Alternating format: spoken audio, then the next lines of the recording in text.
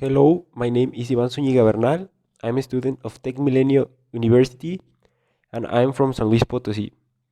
Today I'm going to talk about the Cold War. And before going very deeply in the topic, I would like to give a little introduction about the Cold War. So this war starts a few time after the Second World War to end in 1945 and this war ends in 1991. With the dissolution of the Soviet Union, that is also known as the URSS. Basically, this war was a conflict that was headed by the United States of America from one side and from the other side was headed by the Soviet Union. This conflict was mainly a political and ideological conflict between these two nations. What the term Cold War refers to? Well, the term Cold War refers to a conflict that existed after the Second World War ended. More precisely, to a conflict that started in 1945. And this conflict was a conflict that involved ideologies and politics. This conflict was between the United States of America and the URSS. Although these two powers have support from different countries. For example, the United States had the support of Great Britain, France, Holland, Luxembourg, Denmark, Canada, Italy, Greece, Turkey, Occidental Germany, and Norway. And the URSS had the support of Poland, Bulgaria, Albania, Eastern Germany, Czechoslovakia, Hungary, and Romania. This war is also called because there weren't armed conflicts. They just were ideological and political conflicts. But the war could have existed with the missiles that the US took to Cuba in 1962. But nothing happened. And this conflict started because the US had a communist political system and they wanted to establish it in all the world. And obviously, the United States of America didn't agree because they had a capitalist system and they didn't want the socialisms. Another cause was that the fact that the USA had a nuclear weapons and this alerted the US. Also, the Marshall Plan was a cause, among many others. How each economic system, capitalism and socialism, works. Be sure to include the names of people who began or proposed each one. Well, let's start with the capitalism. The capitalism proposer is Adam Smith because he started thinking that the mercantilism wasn't a system that was going to be that revolutionary and that it was going to develop the commerce. So he started ideas for having a free market which led to the capitalism.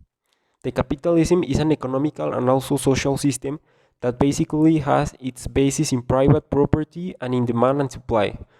This because this system establishes that private individuals, this means not the government, and also the companies can have their own goods, and also that the production of certain products or goods has to be ruled by the demand and the supply, having a market economy. This system could generate wealth for the people and companies. This system is the opposite of the socialism.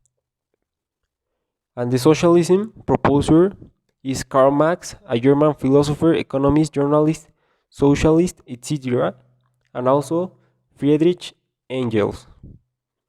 The socialism is a populist political and economic system. This system is based on the public property and administration of all the production means. This with the idea that the wealth is fairly distributed among all the citizens. So basically, the government regulates, doesn't control, just regulates the means of production. And they are designated only to satisfy the needs of the people, not to create wealth like in the capitalism. End your recording by expressing your opinion on the topic of the Cold War and the two economic systems. Well, my opinion of the Cold War is that it was maybe an unnecessary war because it only created a lot of tension in the world and caused conflicts in Korea and in Vietnam, which last until today, and also created conflicts between United States and Russia until today. I think that every country should have followed the system that they wanted to follow, but the problem was the USA and the others wanted to establish their systems in all the world, and maybe it was unnecessary, and also maybe it was just necessary to try to influence other country without ending in a tension and in a war. But obviously, the United States and the others wouldn't allow that because they wanted to control as much as they can. And now talking about the economic systems, I think that socialism doesn't work, and I support completely the capitalism because it's a system that allows everyone to create wealth and to have a better life quality.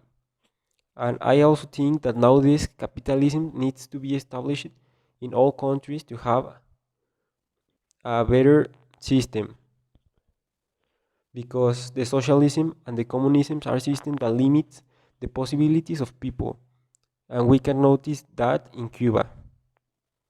The consequences that the Cold War had were that the United States and the US had a lot of nuclear weapons, the OTAN and the Warsaw Pact blocs were formed, and the maybe one of the most known consequences is the wars generated in Vietnam and Korea because they were influenced by the ideas of the United States and the US. So these two countries ended separating them in North and South. Also, the United States triumphed with the capitalism system and the communism failed. Also, the Soviet Union was separated because of economical problems, and this make that the Baltic states and a lot of republics finally get their independence.